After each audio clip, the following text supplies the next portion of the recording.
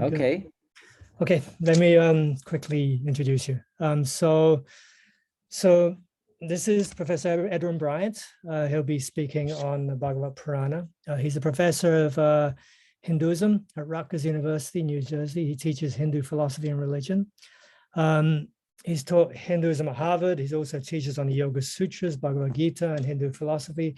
He has received numerous awards and fellowships, published 8 books, including on Yoga, Yoga Sutras, Bhagavata Purāṇa, and Bhagavad Gita, and has authored a number of articles on the earliest origins of the Vedic culture, yoga philosophy, and Krishna tradition.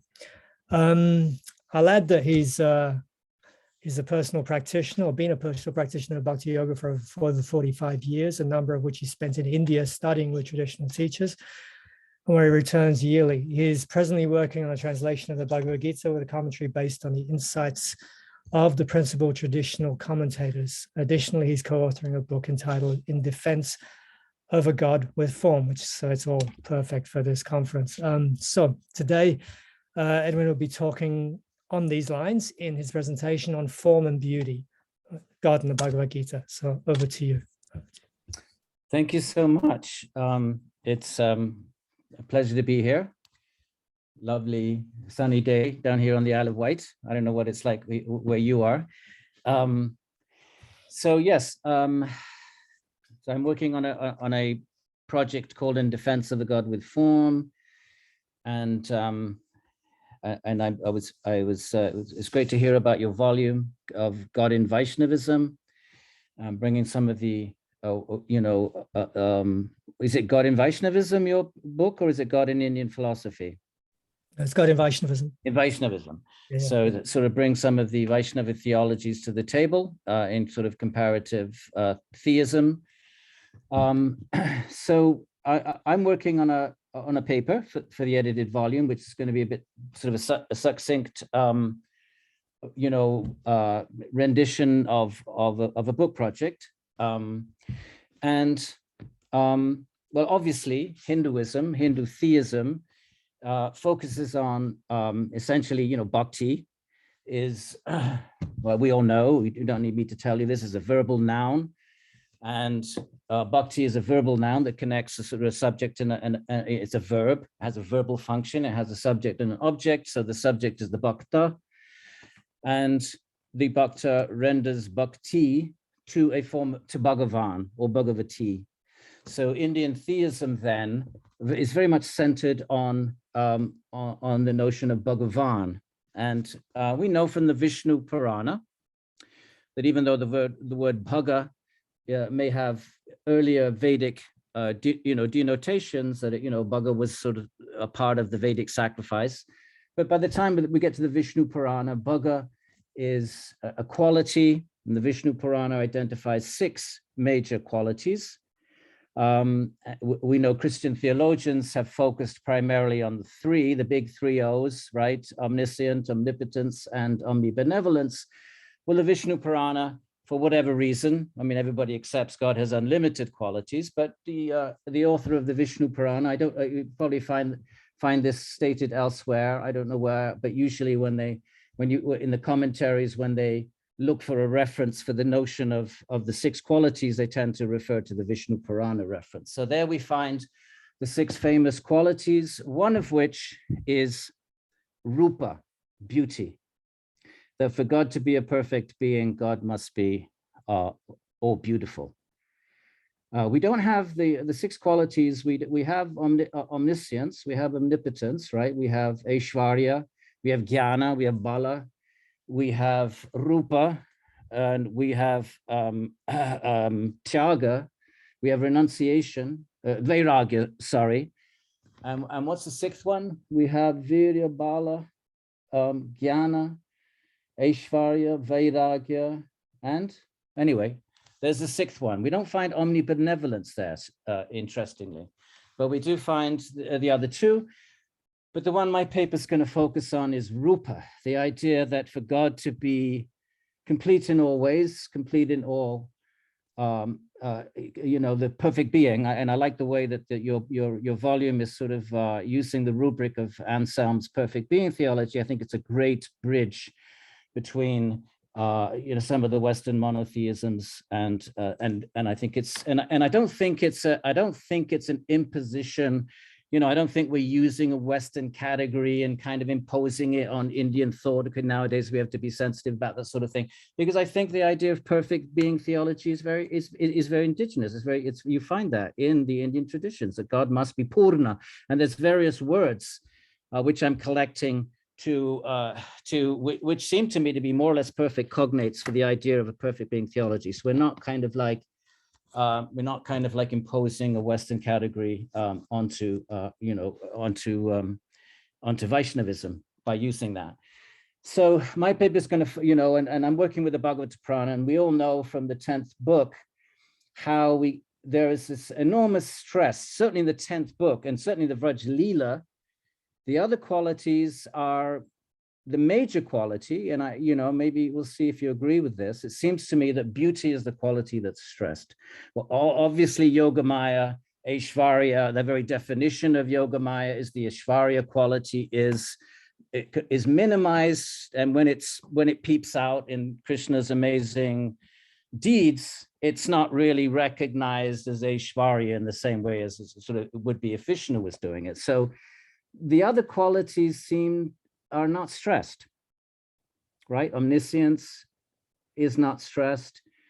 Detachment is not stressed. I mean, every so often, the author breaks in and says, oh, well, no, even though Krishna is self up to Rama, especially with the gopis, he does stress the Vairagya, okay, up to Rama, still he engages, to satisfy but it's not stressed in the same, but what really is stressed is beauty, rupa, rupa, rupa, rupa. And we have these repetitive descriptions, standardized, of Krishna and his lotus eyes, his earrings, his pose, and it's repeated again and again. Why is it, which would be a flaw? Actually, it's a dosha, even in any kind of literary tradition, repetition, and certainly in the Kavya tradition. But it's not a flaw in the contemplative traditions, because you have to internalize that vision. You have to internalize that description. You read it again and again and again and again, so that in your private meditations, then you can then create your murti. You can create your vigraha in the mind, made of some skara stuff. And so your mind has to be, so the repetition in that sense assists in that enterprise. But the beauty is stressed. So basically what I set out to do then is in the large project, I'm going to distill this an article for your book. I start off looking at the form aversion theologies. So start looking at early Christians, and for the first couple of centuries, Christian just assumed God had as a form. The Bible is replete with references to God's form. The prophets, some of the prophets have Ezekiel. I never know how to pronounce that. Ezekiel. Somebody help me. Ezekiel. How do you pronounce that? I've only ever read it. But the vision of the chariot, famous vision of Ezekiel or Ezekiel. So there are a few, certain references in Moses, and it's like compile all of those references. And scholarship. I've sort of spent a good few months just sort of reading through all the scholarship on the early Christian relationship of God, God with form, and it was just assumed.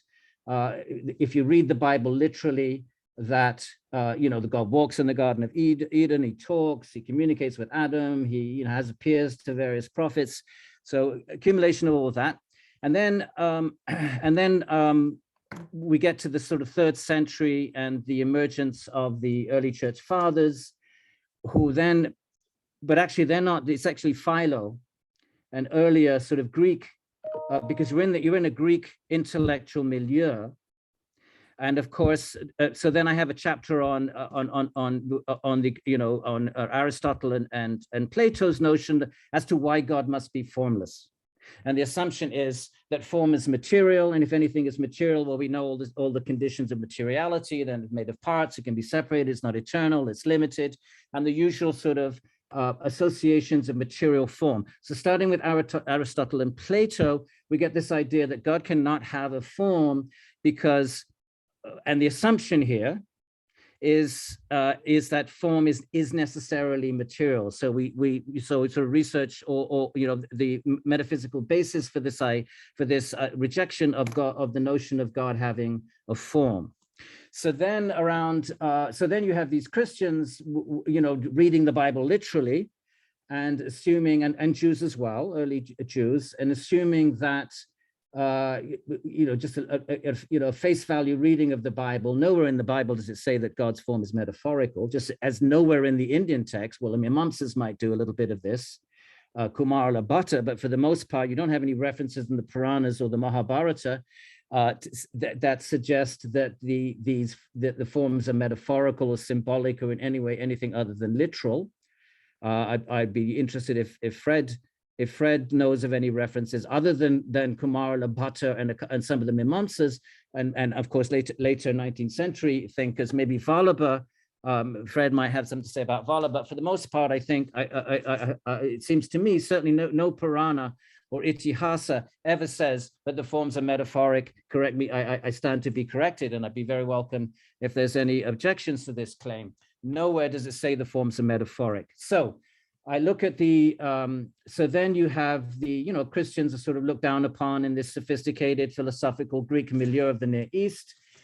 Then you look at the early church fathers piggybacking on Philo, who, as far as I know, is the first to suggest that, listen, we can deal with these references in the Bible by assigning metaphoric interpretations to these forms, so that when God talks, he's really communicating. When God walks, it really suggests that he's omnipresent. And then you get this assignment of metaphorical interpretation to the otherwise very specific references in the Bible to a God with form. Then you get that absorbed into Origen, Origen and the early church fathers, and then into Augustine and Aquinas. And Aquinas, of course, then theologizes this quite robustly in his very brilliant sort of way as to why God can have a form. So now this then percolates right through the Western history of Western philosophical history. Now now a downside of this is so this then becomes the standardized, any notion of God having a form is pretty much becomes redundant around the 3rd century. So then we sort of trace that right into Indian Western philosophical discourse. And then, of course, then you have the encounter of Western intellectual traditions with India. Now, a side effect of this, this rejection, this aversion to form of the Godhead is, and obviously I'm just painting with very with very broad strokes here, but each of these, there's going to be numerous chapters and 10 chapters on each of this. But a side effect is this, or a major corollary of this, is that monism then becomes prioritized both as a sort of respectable way of thinking about Indian theism. The sort of the monistic traditions becomes prioritized, and Vaishnava theology barely surfaces at all. So we actually document, we get all the books on Indian philosophy.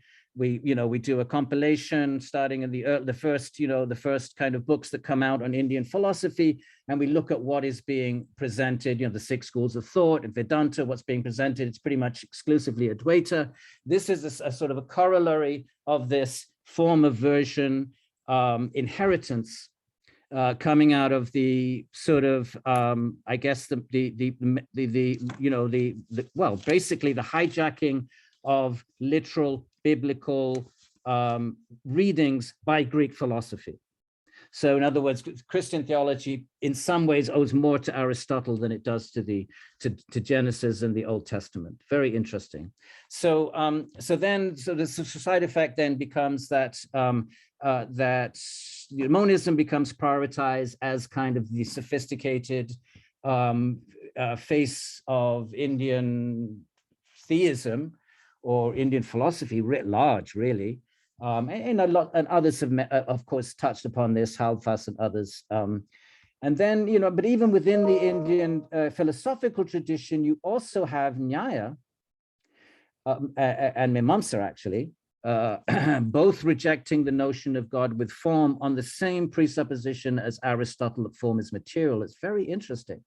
So whereas Nyaya are theists and Mimamsa are not theists, but they both agree, they both reject the notion of God with form. The Nyaya then will accept an Ishvara, but not an Ishvara of material form. What's surprising to me is I have not discovered a pre-modern Vaishnava, robust Vaishnava defense, philosophical defense of form, given that Nyaya has rejected it. I haven't found a vigorous Vaishnava, you get Ramanuja says a few things, so we're working through Ramanuja, but not a really developed kind of argument that for a perfect being must have beauty. And we know in Sanskrit it's the same word, rupa means beauty and it means form. I haven't really looked through Madhva extensively yet. Little bit, even Jiva, the Goswamis, you don't get, the Bhagavad the Sandarbhas don't mount a philosophical defense as to God, why a perfect God must have form. And if any of you are aware of such, I'd be very grateful. So, because given that other theists in India, right, Ramanuja, we know, rejects Nyaya's, in the very beginning of the Vedanta Sutra, he says, he's engaging Nyaya. He says, sure, reason, we can establish God by reason, but we can't do much more than that. God could be a demon. Only God has to reveal himself. So he's engaging with Nyaya. Why does he not mount a more robust philosophical defense of why God must have a form? It's interesting to me, and maybe I'm missing some links here. Welcome any passages that any of you might have run into.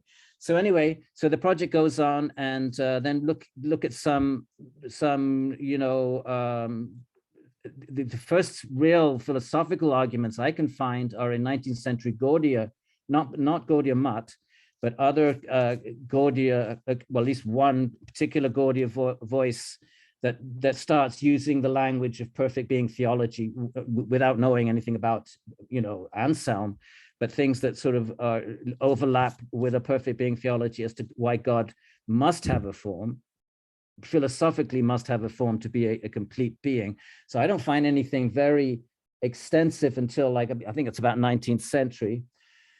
So that's basically it. And then, of course, then looking at the Bhagavata Purāṇa, noting the stress on beauty, and then, sieving through that for whatever references I can find as to how God must be beautiful to be complete.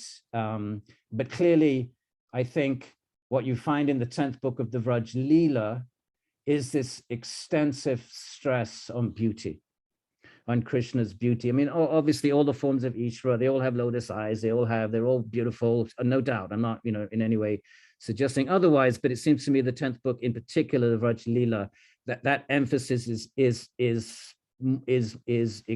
definitely noteworthy vis-a-vis other Ishvara traditions. So therefore my contribution will be, God in form with all of this sort of background.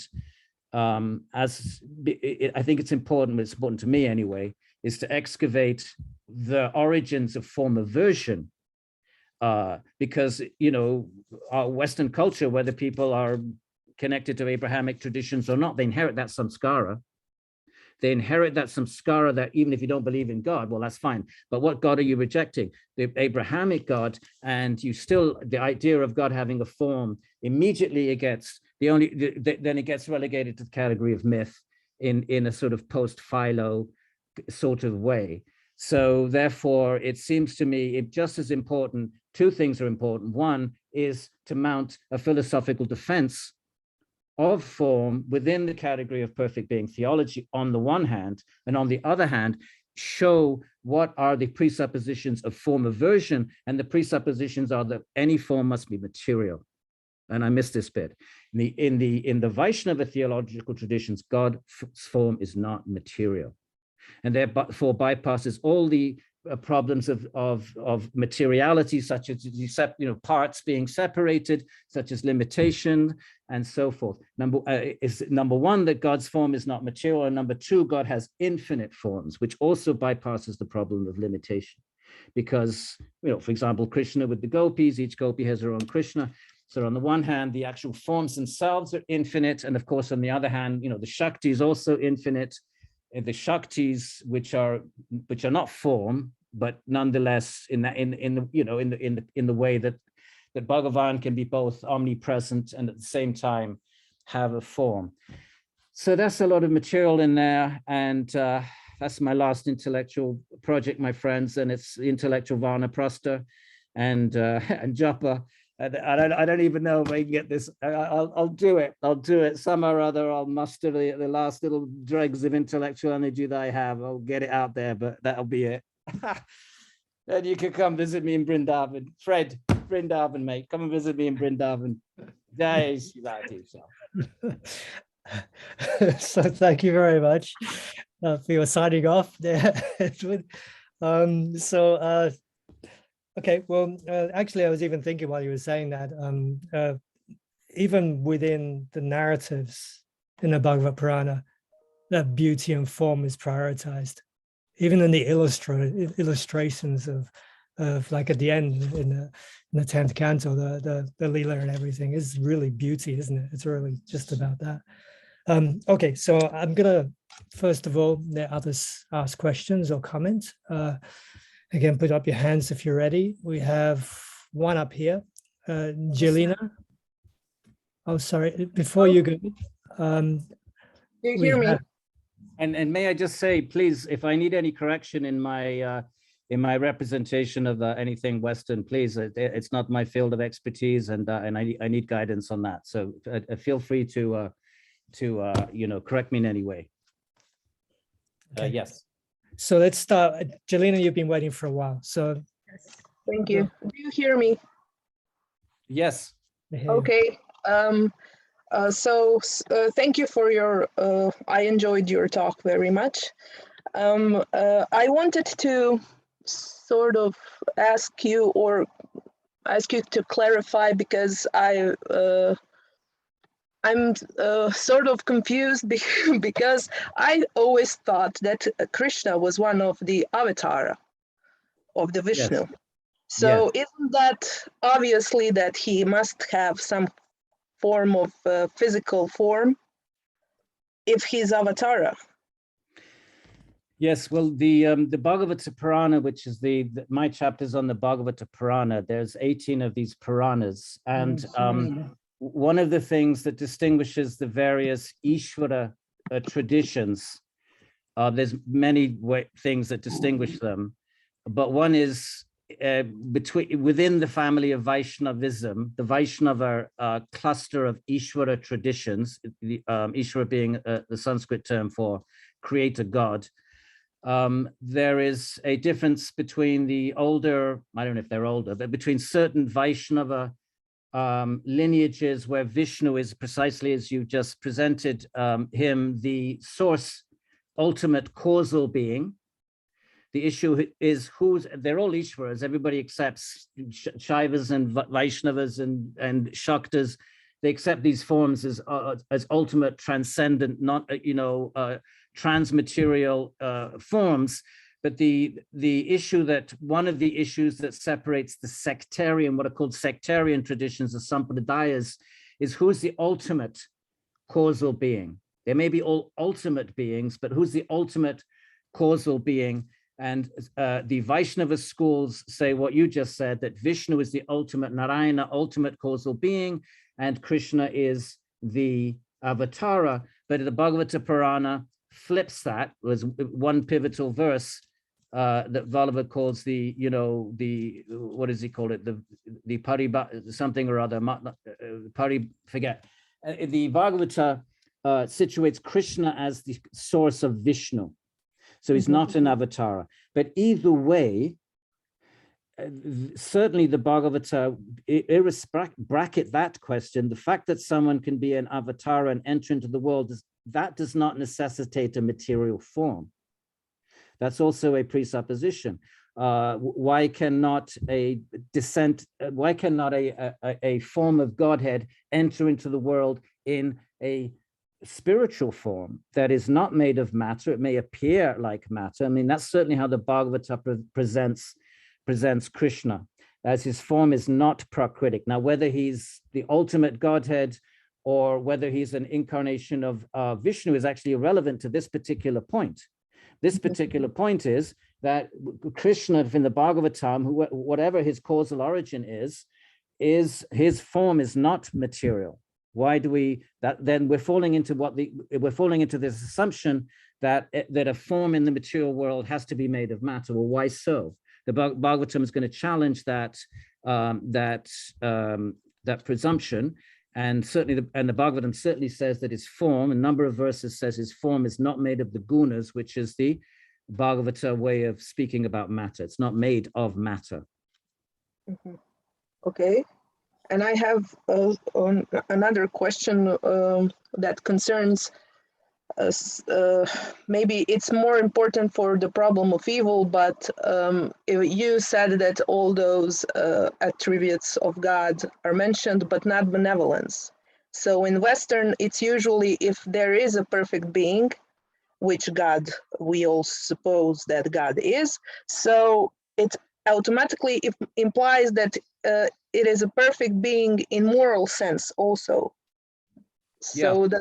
Does it imply also in Hinduism, or can we talk about moral beauty or inner beauty, or we are just centered on physical? Well, the word group that I'm focusing on is I'm interested in form. It's the actual I wouldn't use the term physical for the reasons I just explained, because the form's not made from the physics of things. It's a metaphysical form, if anything. But for whatever reason, the author of the Vishnu Purāṇa does not include omnibenevolence amongst. Remember, everybody accepts God as infinite qualities, and I'm sure Christians would too. But benevolence doesn't make it. You could just as well argue that it would just be assumed. Why do I don't know why it hasn't made it. One can only speculate. But certainly, I would resist any conclusion that the fact that omnibenevolence doesn't make it into the list of 6, that somehow means that benevolence is not associated with Bhagavan. Clearly, it is throughout. The descriptions of all the forms of Ishvara, their kindness, their benevolence, their moral virtue. So why the authors of the Vishnu Purāṇa didn't see fit to specifically include that? Well, you could list other qualities that are not included. Perhaps they just assumed that was obvious and taken for granted. Great, thank you. But I can only speculate. Okay. All right, thanks, Jelena. Moving on, Gavin. Thanks, that was a brilliant lecture, I thought. And I think you may have answered this question, but in the stuff I look at, you've got Stula, Sukshma, and Para forms of God, if you like. Yeah. But the Stula, I've often wondered what that is. I think you're right. It doesn't mean material substance. So incarnation is the wrong word, because there's no karne. Yes. There's no incarnate. It's exactly right. A kind of docetic kind of appearance or something like that. Yes, something like that. But I was wondering if you need some substance. If you can't have just, I mean, in Aristotle it talks about hylomorphism, hule and morphe together. You can't have a morphe without a hule. I'm wondering if you can have a form, a rupa, without some kind of dravya, without a substance. I don't know. In which case, then the substance, you could have non-material substance. You probably mentioned that, but anyway, it's just a question really about dravya and rupa. Yes. Well, I think 2 things are relevant. I found a passage actually in Jiva Goswami, and I'm surprised this isn't stressed more. And he calls it Ghana Chetana, condensed consciousness. Now, exactly what that looks like, I have no idea. I mentioned that to Bryant we have at Rutgers, who's a great Christian, medievalist, a scholar of Aquinas. And he just said, I have no idea, because when you think of consciousness, you think of your own qualia, you think your own sense of consciousness. So what is condensed consciousness? How do we even wrap our minds around that? I have no idea. But Jiva does say, in terms of what is that form made of, it is, and therefore it has the qualities of Satchidananda. If we go with Ramanuja, not Shankara, but Ramanuja, then the qualities of the Atman as Satchidananda, then the quality of the form, the qualities of Satchidananda, and what is the substance? It's Gana Chetana, it's condensed consciousness. So, and the other thing I think is relevant is the Gita, where Arjuna wants to see a particular battlefield appropriate sort of form, but Krishna says, Divya dadami te chakshush. I have to give you divine eyes. So therefore, this is not a form made of, since it's not made of stula, it's not stula sharira, it's not mahabhuta or any of the tattvas. Therefore, the ocular instruments cannot perceive it. Now, what does that mean? Divine instruments? Well, that's a whole other issue in terms of the spiritual body of the bhakta, and that's a whole issue that will take us in a different direction.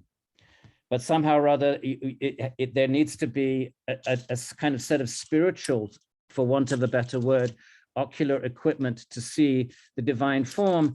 But nonetheless, Bhagavan can make it appear to whomever he wants. Because clearly, Krishna Lila, everybody's seeing it. In the Mahabharata, everybody's seeing it. In the Bhagavatam, people see it differently, right? When Krishna walks into the arena, in Kamsa's arena, some see him as a warrior, some see him this way, the ladies see him as a gorgeous smell. So everyone is seeing it, but somehow or other, there is also this sense of divya dadami te chakshush, that this is sort of allowed by Bhagavan. I don't know what to do with all of that, but there are just a few thoughts there, yeah. Great, thanks very much. There was Chid Gana, that the massive consciousness.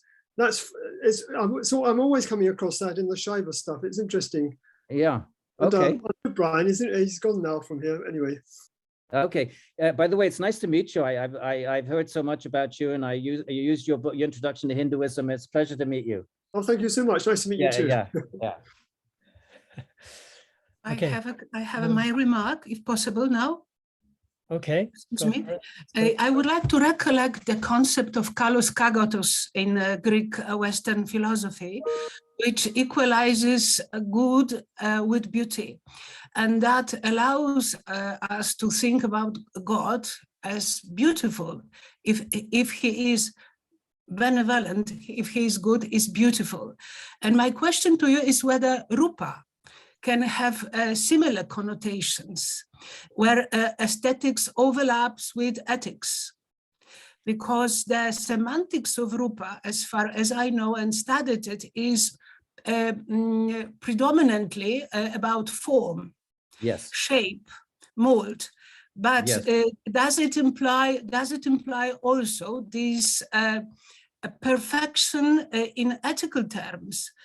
Also, when I was working on the concept of rhythm in Indian art, I was very much impressed that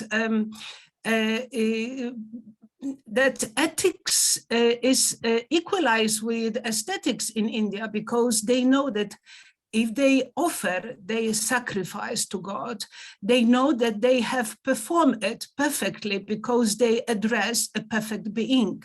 So somehow it is also Abhinavagupta inquiry about borderlines between aesthetics and ethics. So could you please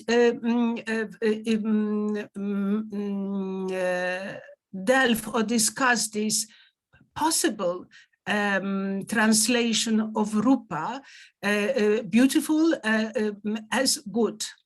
Thank you. Yeah, I'm not aware of it being used in that way at all. That rupa, as far as I know, and you know, if any other Sanskritist has anything to say here, I'd welcome it. Rupa very specifically it refers to the form, to the visual form. And I mean the English term beauty, and we use it in so many ways. I mean, food can be beautiful, sound can be beautiful, but the term rupa, in my understanding and certainly my reading of the 10th book, is very much tied to visual shape, form, rather than ethics and so forth. Of course, ethics and aesthetics, that's a separate conversation. I think you were referring to bhakti, where you offer your aesthetics to Bhagavan in any number of ways, and that becomes ethically perfect. That's a separate thing. But in terms of the term rupa, I'm not aware of that being extended in the same way as the English word beautiful can be extended to other sensual, to other domains. The term rupa, as far as I can tell, and if anyone has a different opinion here, I'd welcome to hear it. The term rupa is very much tied into visual shape, form in the specific sense of a visual contours. And beauty, therefore, if something's beautiful, it must have it is visual. It must, if something is beautiful, it must be located in a rupa, not in a sound, not in a smell, not in ethics, not in any other domain of sensual or intellectual domain, but that rupa is very much is tied to a form. Beauty, I'm sorry, beauty is tied to a form, and that's why the term rupa means both form and beauty. One word means in English, we can translate it as form, or you can translate it as beauty, but in Sanskrit, it's one and the same word. Therefore, beauty is form. So if something to be beautiful, it has to have a form. That particular term, it wouldn't be used for other sensual possibilities. There'd be other words for that, for something tasting nice or sounding nice or smelling nice. There would be other terms, but the term rupa it seems to me very specific. I don't know of any instances where it's used otherwise. If anybody does, I'd be happy to hear about it. Okay, if anyone has anything to say about that, put your hand up. Otherwise, we'll move on. So we'll go through, we have Ricardo next, then we'll have Frederick, and then we'll have Alan Brill after that, in that order. Okay, so Ricardo. Thank you, Alan. Thank you very much, Edwin, for... Well, it's nice to meet all these people whose names I read in emails and on the cover of books. And then finally, I'm having a rupa, I'm having a visual, I'm having a darshana. Wonderful, wonderful, wonderful. Well, very, very, very nice. Very interesting, your idea. I mean, I think it will be a wonderful, wonderful paper. And about the emphasis you put on rupa, and you mentioned in the beginning the perfect being theology, you mentioned Anselm, and later on you mentioned those 6 qualities. So I was wondering about the nature of this emphasis. Why? Because, for instance, you mentioned Anselm. Anselm, he defines God as that God than whom nothing greater can be taught. And from this definition, he derives all qualities, all properties. And there's another example, for instance, Oxford scholar Richard Swinburne, he claims that just from omnipotence, all other divine properties can be derived. So it's a kind of priority that he gives, for instance, to these specific properties. So I was wondering if we can give a similar emphasis to rupa, if somehow or other it is that important or more important than the other properties, or is it on the same level? You know, that's an interesting question. Sorry, nobody ever calls me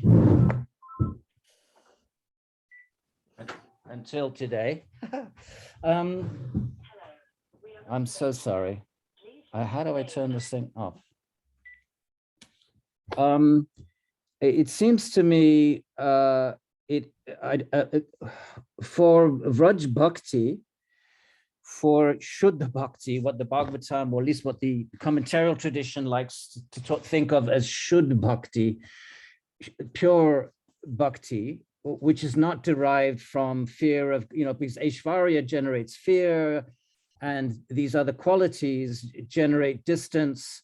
And but for the intimacy that is so central to the Vraj Vaishnava tradition, then rupa is prioritized because the bhaktas are not aware of these other qualities, are not interested in these other qualities. When they poke through into the lila, they are simply utterly captivated by rupa. So for that kind of bhakti, then it would seem to me it's not theologized this way. I don't think it is, but since you're putting me on the spot to theologize, I would say something like that for Vraj Bhakti, rupa is principal because the other qualities are actually concealed. They're actually removed from God's perceivable being in that situation. He removes them in order to allow the intimacy of non-Ishwarya, non-Sarvajna, non-all the rest of the qualities, as simply the beauty and sweetness of Bhagavan. So you have the four qualities that the later tradition identifies as unique to Krishna: his madhurya, with his sweetness, his whatever, I forget, I don't have them at my fingertips, the four qualities, and they're not those majestic six, other than Rupa, his beauty. That's the only one that makes it into the list of Braj Bhakti. So yeah, I would say for Braj Bhakti, it is primary. And not only are the others secondary, they're not just secondary, they're actually concealed. They're eliminated from God's presence. That's even more than being secondary. They're eliminated, not eliminated in an ontological way, but they're eliminated from being manifest in the Vraj Lila. So that's, thank you for raising that. You're making me think in a slightly different way, and that was useful. But could you say that the other qualities that they are somehow contained in Rupa? Somehow. I don't know. How would you articulate that, Ricardo? Well, if, for instance, you could logically derive the other properties from the description that you give. How so? Well, how would they derive? Well, let's think about it. Let's think through it. How would other qualities derive from beauty? Let's think about it. How might we theologize that? How would power derive from beauty? Because Krishna, Krishna as a little toddler, 2-year-old, right? He's supremely beautiful. How do you derive power from that? I don't know. Yeah, it will depend on the way you characterize the notion of beauty, of rupa, of form, depending on your presuppositions. Maybe, I asked, I don't know the answer. Maybe, depending on the way you characterize, you define it, maybe you could derive. Well, why don't we think about it, and we can continue the conversation via email. I'd be, if we'll think about it and see if why would you want to do that anyway? Well, it would be like a theological interest. Yeah, it would be somehow important, because then your definition of God, your concept of God would be like a shorter one. You'd have only one principle, one single principle from which all other principles would come. I mean, it's a kind of... Yeah, but then you have a sequential, but you have a sort of sequential unfolding of qualities. But if the qualities are eternal, there wouldn't be this. They would all be eternal qualities, like light and heat of the sun. If they're eternal, they can't be sequential. They can't be derived. So I would think you'd run into a metaphysical problem there. Okay, but derived in the logical sense of the term, not in a causal sense of the term. They're all there. But if they're all there, they're all simultaneously. Why would there be? Okay, so if there is a hierarchy, then if there's a hierarchy, beauty comes first. But you want to think about, can the others? The way I'm understanding what you were saying, can that be somehow the sort of dominating principle from which the other? But it would be causal then, wouldn't it? If you were presenting it that way, if the others derive from it, from beauty, there would be a sort of causal relationship between the two. Otherwise, they're either coterminous and coexistent. Yeah, not really. You just think of Anselm's definition of God, that being from whom nothing greater can be taught. From this single definition, you can conclude logically, of course, that God is omnipotent, He's omniscient, He's the most beautiful being, and so on and so forth. From that single definition, but you make some logical steps, some inferential steps, not causal steps. But just okay, I'll have to think a bit, Ricardo. That being the most beautiful being, the being from whom nothing more beautiful can be construed, and then everything comes from that. I'll have to think about it. But why don't you have a think about it too, and see if you can make that work? Sure. Do some work. You could do some work for me. Okay. Good answer. Yeah. Pass the buck. Alan. Okay, so next we have, Sorry, you're hosting, yeah. yeah, no problem. Next we have Fred. So Fred, please go for it. Self here. Okay, I'm unmuted. Yes, thank you, Edwin. It is always great ananda to have your darshan. Likewise. And first point. Fred has always been a well-wisher and a mentor, and was very helpful to me in my early stages of my career, and wrote many nice letters on my behalf. Fred, I say you're one of my you're my Vardhma Pradarshika gurus. Well, I didn't know that, but anyway, a couple of things. One is is there a philosophical defense of Saguna Brahman, or and you know, I think about this. I mean, you've raised an excellent question, and I wonder where I can derive this. For example, out of the Vallabhacharya or his successors in their writings. You know, I'm sure that they are there in various places, but one I can think of that may be not exactly philosophical, but there may be a philosophical comment that comes out of it by a commentator named Harirayaji, who lived in the latter part of the 17th century, and is considered to be the most esoteric of all the philosophers in the Pushti Marga, and is one of the two main commentators, along with a more Shastraic sort of person named Purushottamji.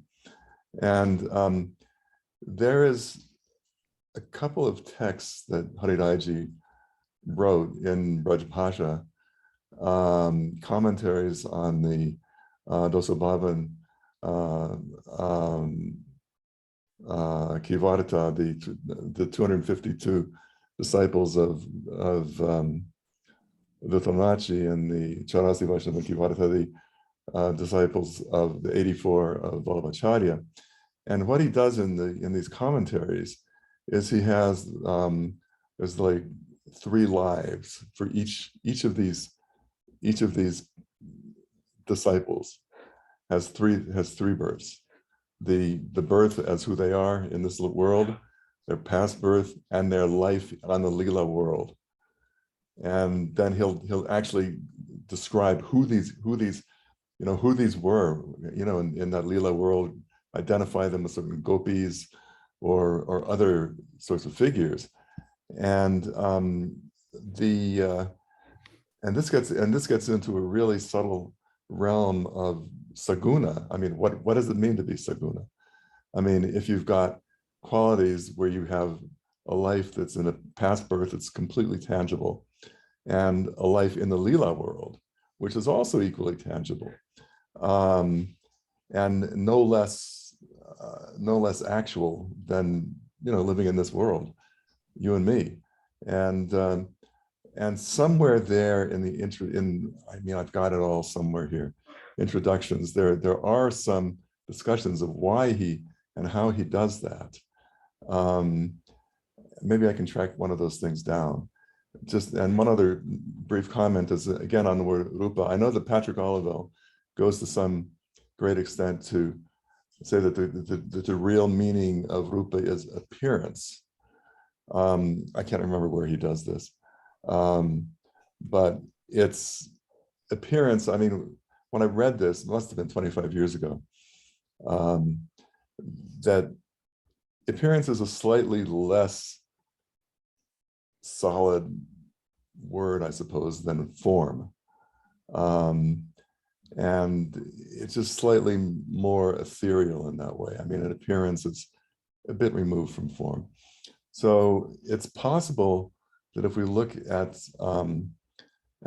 rupa as being an appearance, that you might be able, as Vishnu says, to tie it in with ethics.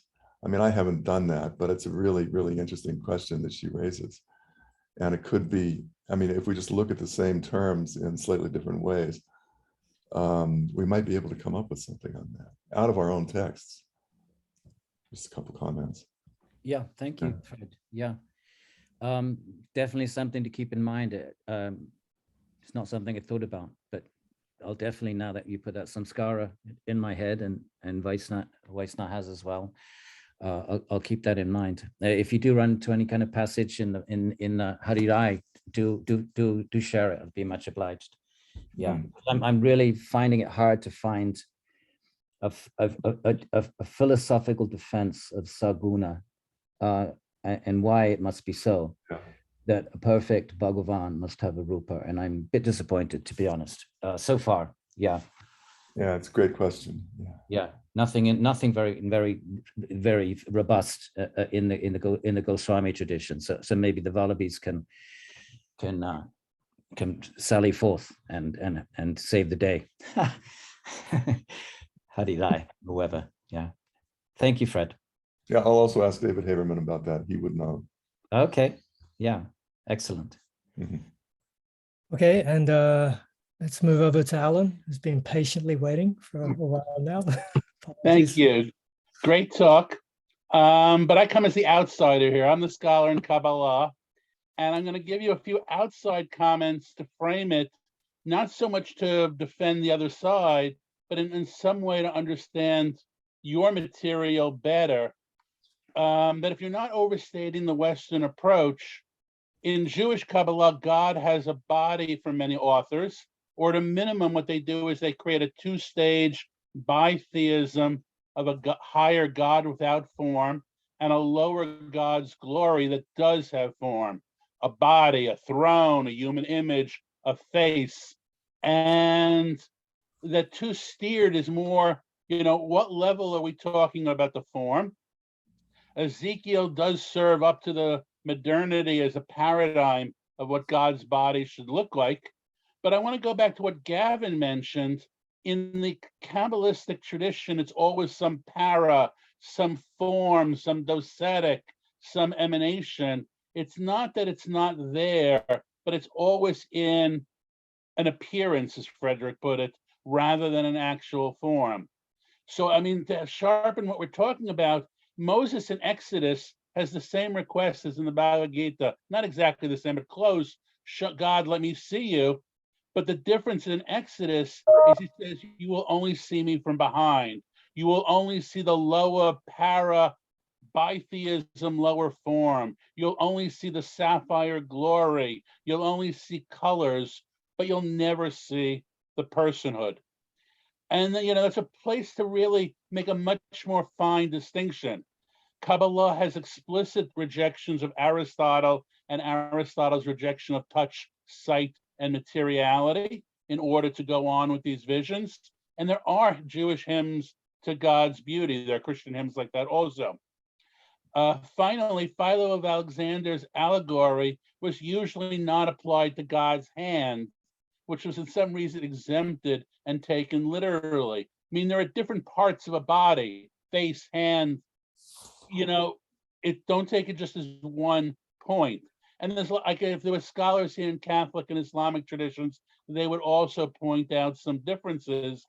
But the Western traditions also, with the mystical parts, also have eyes of the mind that you need to see God. They're not the ordinary Aristotelian Platonic eyes to see with. To go to the more new age pop version, Ken Wilber builds himself off of Bonaventure and the Catholic monastics about the eyes of the mind that you need to see God's body. So I point this out not to corrective, but to understand, take even what you're saying about the Vaishnava tradition and give me a better definition of appearance, body part, color. They're not all the same.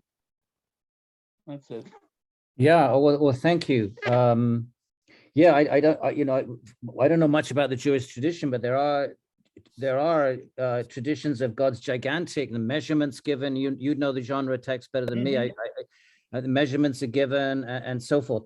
But this idea of a kind of a higher and low, I don't know if it goes back to Plato, because Plato has the demiurge, who is more of a kind of a God figure, and then he has the sort of realm of the forms and the good.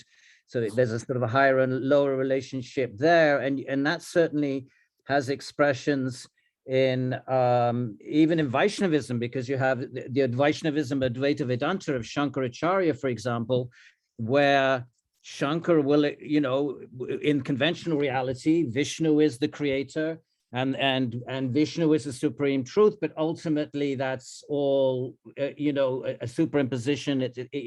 The Paramartika in the ultimate reality is formless.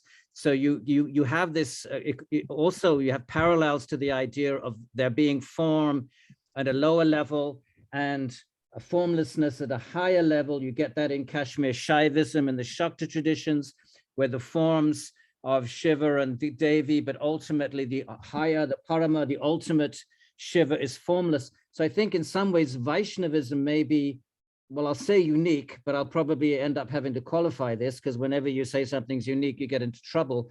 But it would seem to me that Vaishnavism is fairly unique. How about that? Fairly unique in positing that the highest ultimate causal, not secondary, not two-tiered, but the ultimate causal absolute has form. Shaiva Siddhanta doesn't. Shaiva Siddhanta accepts it's a dualism. It's not the same as the Kashmiri Shaivism, but there's not so much talk of form there. Kashmiri Shaivism, form is secondary. Advaita Vedanta, form is secondary. As long as the world is real, there has to have a creator, and Vishnu is the creator, fine. But ultimately, it's only Vaishnavism that posits an ultimate causal form, being with form as an inherent, necessary, perfect characteristic. But the necessary part of it is what I'm trying to, I'm trying to find arguments as to why it's necessary philosophically. And but anyway, thank you, Alan. Yes, so that's very interesting. You went to Plato, but I would look more to the Syriology. You go here to the Met, you've got the rooms of the cherubs and the thrones and all that, in which the great deity is not walking around, but it is that the lower manifestations of the appearances. So in some way, the structure may not need the philosophy to get there. Sure. Alan, in some ways, we this whole discussion, both East and West, could be framed around the leading kind of phrase, man is made in the image of God, and the myriad of ways in which that has been historically understood and could be understood. And what does that mean, the image of God? So that obviously has a 2,500 year history in the Jewish traditions and the Christian traditions, but that could certainly spill over into the Vaishnava way of thinking as well. But that's just a separate comment that just arose in my mind. Yeah. Thank you. Yeah. Okay, if there's no more questions, we'll end up here. First, I'd like to, if there are, I'll note them. I'd like to thank our three speakers profusely today. We had Ricardo speaking on the Bhagavad Gita, and Gavin's wonderful talk on the Pancharatras, and then finally Edwin with this amazing speech on the talk about unpacking of the Bhagavata Purāṇa and beauty and form in it. So thank you very much for that. Thank you for the questions as well that came through. We do have the same, another group of presentations tomorrow at the same time, same place. If you're interested, they are, I'll briefly list them out. The first one is by Swami Maidananda from the Ramakrishna, who's a Ramakrishna scholar looking at Ramakrishna tradition. His presentation is called Harmonizing the Personal God with the Impersonal Brahman, which is something coming up here a little bit, situated in Sri Ramakrishna via Vaishnava Vedanta traditions. We have Suganya Ananda Kichenin, who was here. Brief, I don't know if she's still here. She'll be talking in the Alva concept of God, which is interesting. A look at Tona Tara Tipoti, if I said that right, Alvas, and Mathura Kavi, Alvas, objects of worship. Then we have Srinivas Varakedi and Srinivas Kumar Acharya, who will be speaking about a concept of God in Madhva's Tattvavad. And finally, we have another scholar who's here right now, Kenneth Valpi, who'll be talking about God as the supreme teacher, as an attribute, which is Swami Prabhupada's modern Gaudiya Vaishnava mission to reveal the supreme personality of Godhead. So all these, I'm sure, will be very wonderful, as they have been today. Thank you again for your time. And thank you for your tolerance of me. Unfortunately, Benedict couldn't make it because of health reasons, which is why I'm doing it again today. But tomorrow will be chaired by Ricardo, so you'll get a break from me. Okay. Again, thank you very much, and I'll see you soon. Take care. Thank you so much. Bye. Thank you.